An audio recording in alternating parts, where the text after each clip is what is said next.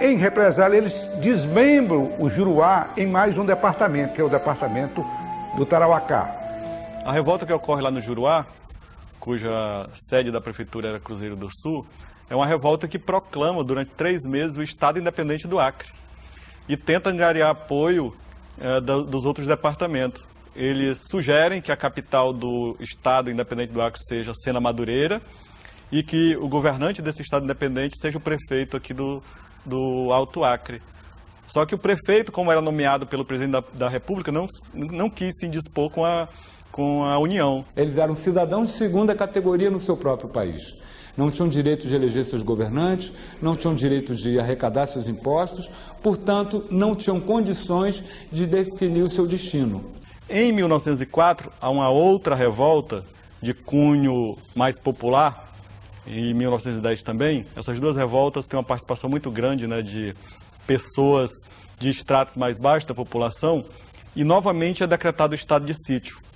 Quando decretava o estado de sítio, o governo podia desterrar. Só havia desterro na República se houvesse estado de sítio, né? E aí o Acre, ele já tinha estabelecido uma simbologia de um local distante, vazio, de difícil acesso, né? O local mais distante dentro da própria Amazônia, onde podia se isolar a gente. Metade morre no processo de adaptação pelas doenças, beriberi, bolba, malárias, febres hemorrágicas, todas as doenças que estavam colocadas aqui.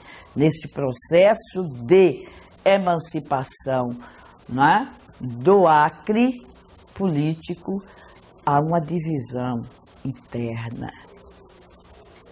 Há aqueles que não querem que o Acre, né, seja todo o Acre, seja Estado do Acre, mas que seja criado o Estado do Acre e o do Juruá. Haja um desmembramento, há um movimento separatista, há documentos aqui que mostram, não é? Que seria exatamente o território, não é? Do Juruá, cria-se o Estado do Acre, mas Juruá fora. Não é? E essa área aqui do Juruá, território, para depois se criar o Estado do Juruá. E aí, quando é criado esse novo Estatuto do Território Unificado, um deputado amazonense apresenta um projeto de lei pregando que o Acre fosse anexado ao Amazonas. Retoma uma velha discussão que já tinha aparecido em 1903, 1904. Né? É o momento em que aqui no Acre surgem algumas ligas ou associações de homens que viviam aqui se contrapondo a essa proposta. É criada a Liga contra a Anexação do Acre. Na fase do território federal, a gente pode dividir primeiro o momento das revoltas armadas, quando foi assassinado Plácido Castro em 1909, depois na revolta autonomista de Cruzeiro do Sul em 1910, depois na revolta autonomista de Sena Madureira em 1912, quando a Marinha Brasileira bombardeia a cidade de Sena Madureira para tomar o poder de volta, e depois na própria cidade de Rio Branco, quando a cidade se divide em duas e um lado entra em guerra contra o outro, um a favor do governo federal e outro a favor da autonomia. Depois de 1918, com a falência absoluta dos seringais e com a crise da borracha, o Acre se dividiu realmente, porque talvez fosse mais negócio mesmo ser território federal. Não tinha mais a riqueza da borracha. Quando o ciclo da borracha começou rapidamente a desacelerar em termos de valor, e nós tivemos no ano de 1928 a borracha representando a mundial, 3% do suporte amazônico era que originava o suporte à borracha mundial, porque os ingleses já haviam roubado as sementes. Eles colheram essa semente de seringueira no rio Tapajós e levaram para o Jardim Botânico de Londres, produzir as mudas e transplantar essas mudas para a Malásia, Ceilão, aquela região da Ásia. São seringais formados racionalmente, né? São árvores perto uma da outra, 5 metros, 6 metros de distância. Na Amazônia, uma árvore fica 50, 60 metros de distância uma da outra. Então, o seringueiro, no máximo, ele sangra 80, 100 árvores por dia. Na Malásia ele sangra 800, 1000 árvores por dia.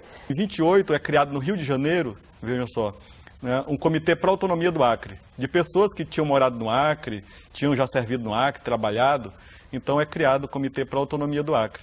E aí quando a República Velha acaba, o Vargas sobe ao poder, já no início dos anos 30, né, o Acre passa a ter representante na Câmara Federal. Então, a partir de 1934, o Acre passou a ter, na Constituição, a ter direito a 2 vagas de deputado federal no Congresso Nacional e na Câmara de Deputados. E foi o primeiro grito, o primeiro movimento de autonomia política que o Estado teve. O ex-governador Hugo Carneiro e o advogado Mário de Oliveira, que são eleitos pela Liga Autonomista Acreana, né? Então eles são os primeiros representantes do Acre que, de certa maneira, levam essa ideia de autonomia do Acre. Isso foi extremamente importante e reacendeu, a partir do trabalho exercido pelos parlamentares, pelos 2 parlamentares, reacendeu cada vez mais o movimento de representação maior no Estado, que isso poderia vir com a transformação de território em Estado. Só que eles vão participar da Constituição de 34, e na Constituição de 34 tinha um dispositivo que dizia que isso era um dispositivo voltado exatamente para a questão específica do Acre, porque era o único território federal, né? Que um território federal, para se elevar ao Estado, tinha que ter mais de 350 mil habitantes. E na época o Acre não tinha nem metade disso em habitantes. Então, legalmente, qualquer discussão sobre elevação do Acre ao Estado está barrada com a Constituição de 34.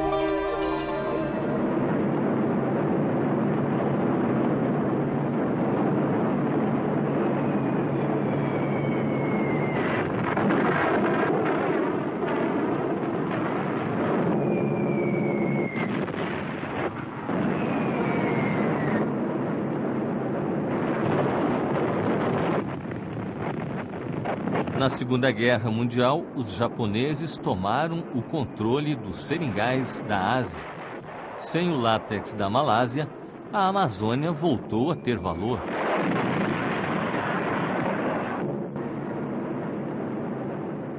Então os Estados Unidos financiou o Brasil para reativar os seringais nativos da Amazônia durante a Segunda Guerra Mundial, na década de 1940.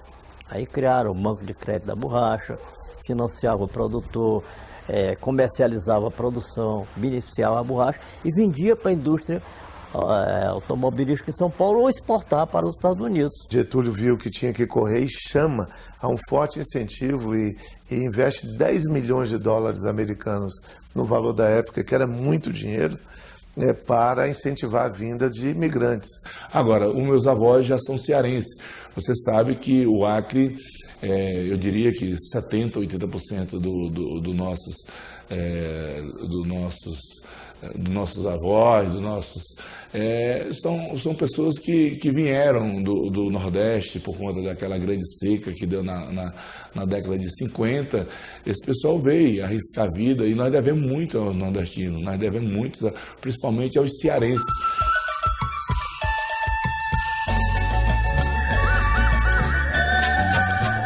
Vinha de navio de grande calado até Belém.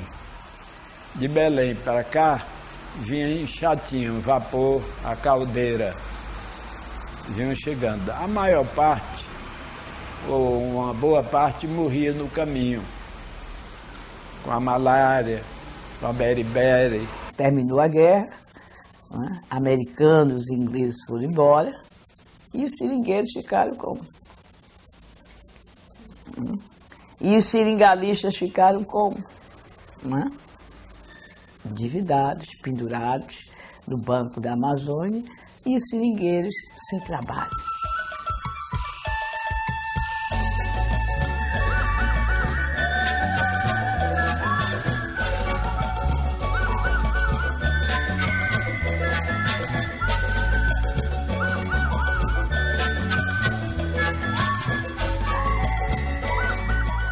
Essa criando. E o meu serviço toda a vida foi esse, eu criei 11 filhos.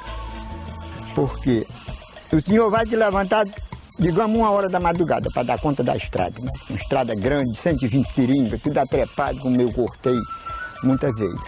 Aí o senhor ajeita a sua poronga, bebe ali um cafezinho, se joga no mundo. Arriscar da cobra, o lacral, a tucandeira, a onça, a alma que aparece às vezes. Quando não tem mulher, ele vai bater cuia ali naquele defumador, faz o fogo e vai defumar, às vezes 10, 12, 15 pratos de leite. Quando ele vai terminar, 7, 8 horas da noite, é que ele vai pelar o 4 puruzinho, né? Para pôr no fogo. Aí é que vai tomar o banho, que volta, para comer, come duro. Só come ele duro, porque não dá tempo de cozinhar. Porque o seringueiro, companheiro, olha, é um sofrimento, ainda mais solteiro, né? Agora, eu nunca fui para solteiro, não, assim não, para matar. Fui com minha mulher, porque acaba só, né? Quem vive solteiro é cachorro, né? Que morre solteiro. Sabe essa coisa.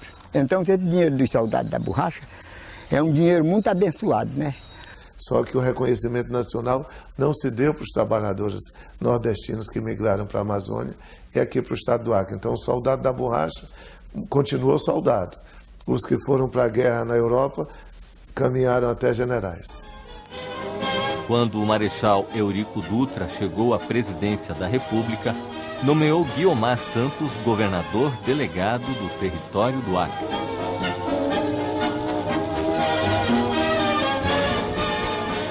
O Major José Guiomar dos Santos, distinguido pela confiança do excelentíssimo senhor general Eurico Gaspar Dutra, presidente da República, para governar o território federal do Acre, é recebido pelo senhor ministro da Justiça para tomar posse do cargo. Era do PSD, uma pessoa muito bem relacionada, não é?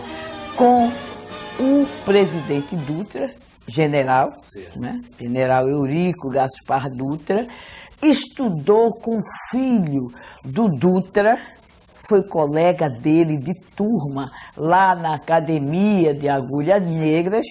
Então Dutra tinha por ele um carinho especial, mais do que, digamos assim, as relações militares, essa coisa toda.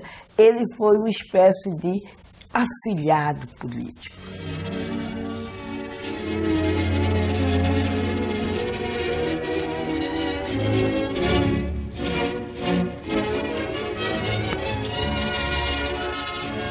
Ele, na administração dele, que ele torna o avião transporte oficial aqui no Acre.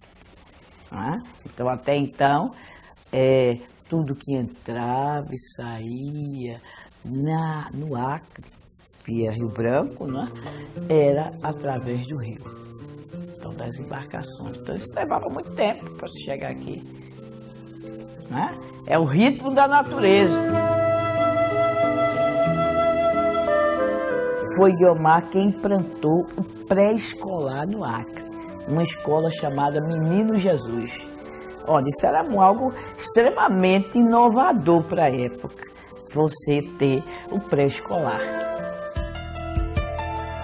O maior legado de Guiomar Santos foi a elevação do território do Acre a estado. 17 de novembro de 1953, e nesse discurso ele já se compromete aqui, no próximo ano, darei entrada exatamente de um projeto-lei com essa finalidade. Então, em 1954, o José Guiomar dos Santos apresenta ao Congresso Nacional a primeira versão do projeto de elevação do Acre a estado, em 1954. Este projeto é reformulado, melhor fundamentado, e ele reapresenta em 1957. Quando ele apresentou essa emenda, em 1957, o partido PTB, que era o partido adversário de Guiomar, começou a pregar em todo o estado que isso era uma loucura, que não daria certo. O Acre não tinha economia para ser estado. como é que ia criar o poder legislativo, como é que ia manter o poder judiciário, o próprio poder executivo às suas próprias expensas. Não haveria a menor possibilidade. Começa então a terceira etapa do movimento autonomista, quando cada município, eram 7 então na época, organiza um comitê pró-autonomia para promover uma mobilização popular que legitimasse o projeto de lei que tramitava no Congresso Nacional. Então tinha legionárias tanto do PSD quanto legionárias do PTB, né? E elas brigavam, faziam parte também, elas é que organizavam os comícios, elas que iam nas colônias, elas é que faziam realmente todo esse trabalho, né, de divulgar cada uma, né, os seus candidatos e tal, né? Umas ligadas ao Oscar Passo, PTB, Oscar Passo, Gaúcho, né, denominado General de Ferro, né, e do Guiomar.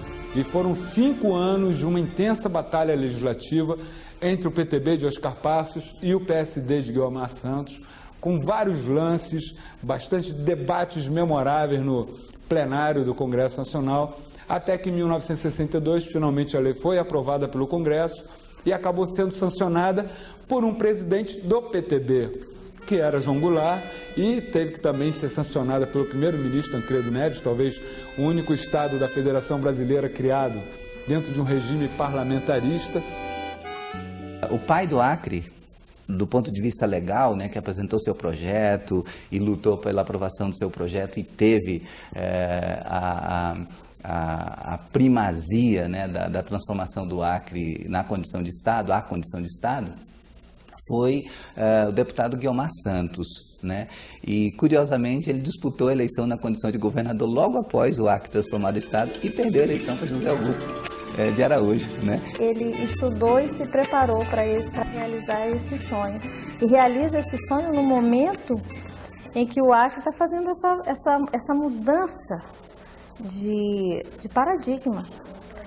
É o fecho do movimento autonomista, a eleição dele, a eleição de uma pessoa de 32 anos, extremamente novo, com ideias novas, né? O lema era o Acre para os acrianos e não era só uma mera jogada de marketing. Ele organiza os sindicatos de trabalhadores rurais aqui, utilizava a rádio, né, do governo para convocar seringueiros para reuniões. Isso desagrada muito, né, certos setores da sociedade local.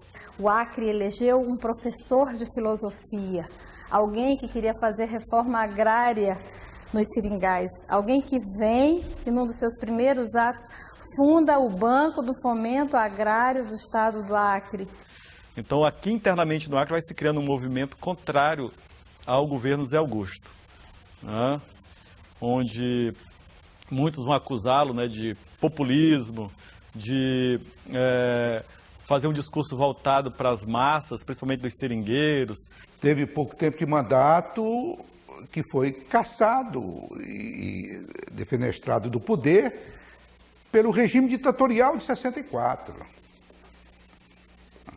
Ele era do PTB, o PTB era o partido do João Goulart, ele era um dos aliados do presidente Jango e, como tal, era mal visto pela Revolução de 64, pelo golpe de 64. Ele assumiu no dia 15 de março de 1963 e foi deposto no dia 8 de maio de 1964. Obrigado, porque ele foi obrigado a renunciar. Eu vi o corre-corre, a polícia os militares querendo invadir o palácio, armados, para prender meu pai, né? E o pessoal, alguns seguidores do meu pai querendo levantar, o pessoal da guarda territorial que era defensores dele, e que queriam levantar a arma e partir para a briga armada. Mas eu me lembro da coisa, minha mãe por um lado quase que chorando, né? Meu pai sempre assim muito calmo, mas que ele disse que não ia levantar arma nenhuma e que ele ia sair. E eu me lembro dessa saída da gente, que saiu acompanhado, ele já estava meio doente, né, pela pressão que já vinha dentro do próprio Estado. Assim, um movimento armado em que o capitão Cerqueira manda cercar o palácio, a força das armas obriga José Augusto de Araújo a assinar a carta de renúncia. E ele, para poupar as vidas da Guarda Territorial, que não tinha condições de resistir, assina. E no dia seguinte a Assembleia Legislativa é então obrigada a nomear o capitão Edgar Cerqueira.